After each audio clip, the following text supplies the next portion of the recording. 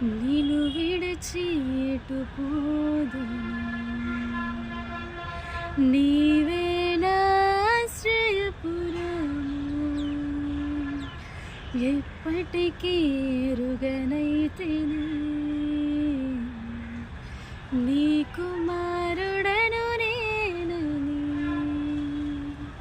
నీ కంటి పాపలా నన్ను కాచితివి, నీ చేతి నీడలో నాకు కాపుదలయ్యా.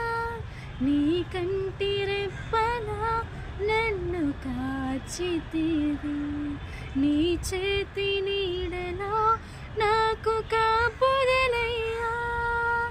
నాన్న నాన్న నీ కుమారుడను నేను, నాన్న నాన్న